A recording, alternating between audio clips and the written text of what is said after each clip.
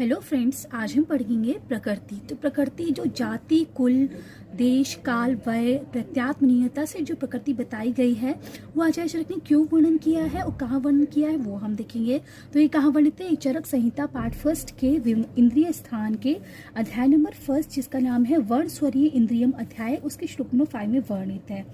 तो जो इंद्रिय स्थान का पहला चैप्टर है वर्ण स्वरीय इंद्रियम अध्याय, उसमें परीक्षा भावों के बारे में बताया है।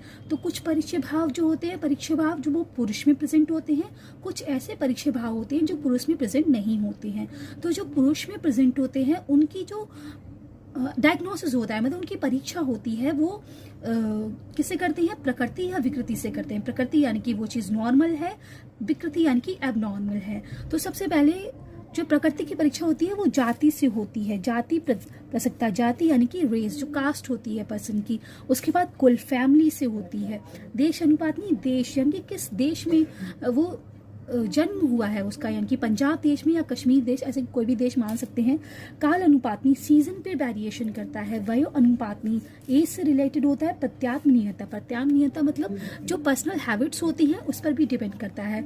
तो सपोज करते हैं कि रेड आइज यानी कि रक्त नेत्रता एक फैक्टर है जो कि पुरुष में प्रेजेंट है।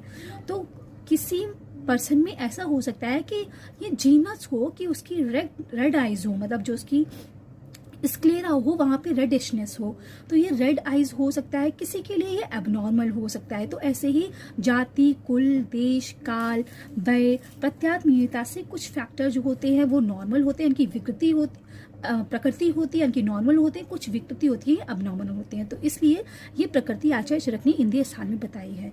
Thank you guys. जय आयुर्वेदा।